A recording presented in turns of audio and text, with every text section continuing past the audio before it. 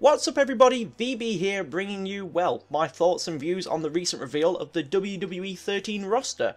Now I know, it's another wrestling game, they do it time and time again, year after year, and it's true, I remember the first game I had wrestling wise was WWF Attitude for the PlayStation. Oh dear lord, button combinations for finishers, worst idea ever! Oh god, I just remembered salsa hips. The character models were there, and they had their arms at 45 degrees, and they had the hands pointing inwards, with the thumbs magically disappearing from the hands. And like, they did this weird sort of like, sway, like salsa hips. Are you dancing or are you wrestling? I don't know, I just don't know anymore with you. And then there were the sound effects. Oh dear lord, they were the sound effects, weren't they? I remember getting into a fight with Goldust, and you sat there punching him. He's making out all these like grunts and squeals. Like 1 minute it's like, and the next minute it's like, well, looking back at it now, it's like, who the hell makes that kind of noise when he gets punched in the face? Back when I was a teenager playing the game, I thought, oh, it's just part of his gimmick. It's a bit odd, really, isn't he? But for how bad the game was, did anyone care? No, because it allowed you to play and be part of the Attitude Era. And that's what the biggest draw of the new game is. It's the fact that all these old Attitude wrestlers are being brought into a game with current WWE superstars. Apart from CM Punk, who is obviously a wrestler and should be known for it. But in saying that, it's not that clear cut. Because it's not just past and present.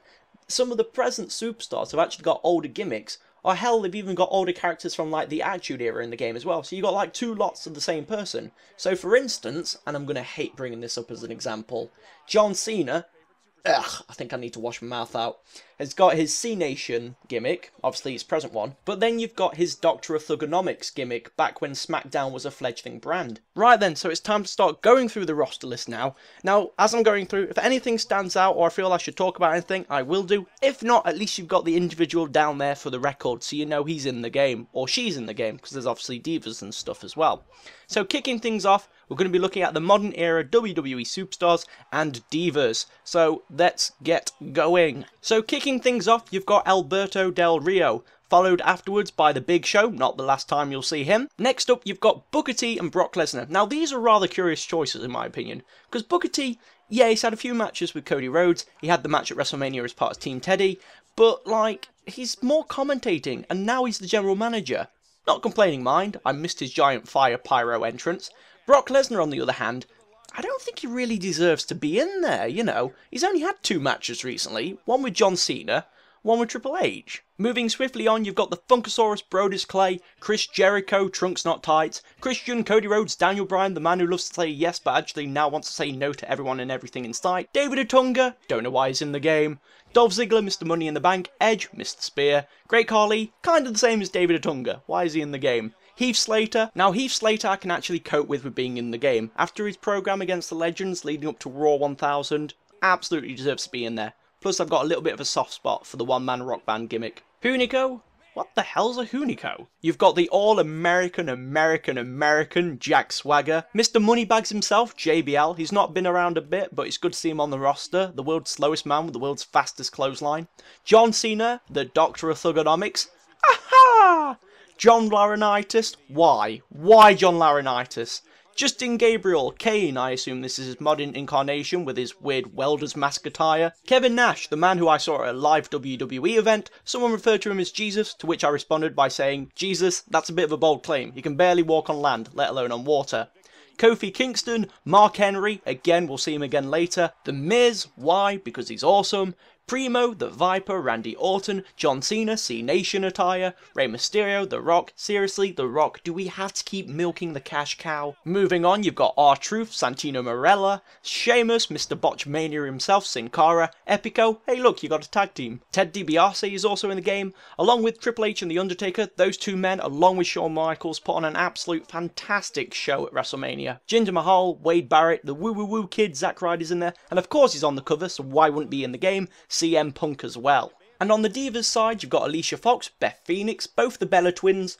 You don't see them around much nowadays, do you? Eve, Kelly, Karma, Lita, and finally, who digs crazy chicks because AJ Lee's in the game. So with all the present superstars covered, it's time to move back into the past to the Attitude Era. So another deep breath, and here we go. What a rush. Kicking things off, we've got the Road Warriors. Big Boss Man, the badass Billy Gunn. If you want protection, you can hire them. The APA, both Bradshaw and Farouk are in the game. The excellence of execution, Bret Hart is in the game, along with the British Bulldog, and making his appearance one of the faces of Foley, Cactus Jack is also here. Moving on, you've got Chris Jericho, Tights Not Trunks, and you've got, for the benefit of those with flash photography, Edge and Christian. If one Foley isn't enough for you, you do have another one in the form of Dude Love, and Mamacita, do you want some Latino heat?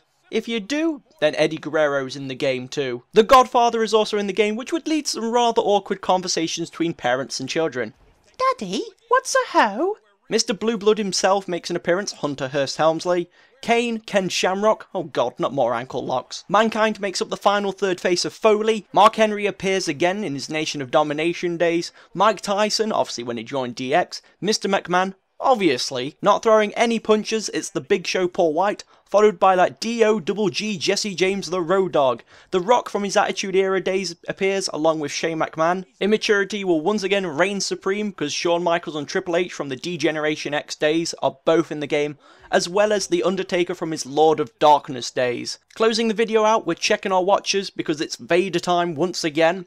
Also in the game is X-Pac and the leader of the WWF Attitude Era, Stone Cold Steve Austin. But last but no means least are three very important female icons from the Attitude Era. You have Lita, Trish Stratus, and the bitch is back, Stephanie McMahon. And relax, because that's the roster covered.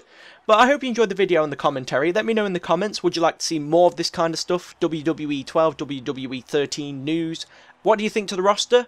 I know there's a few people they missed out that I would like, but I'll address that in another video. Don't forget to rate, comment, subscribe, but you know the drill by now, people. Keep up the GGs, and I will see you in the next video. Take care of yourselves.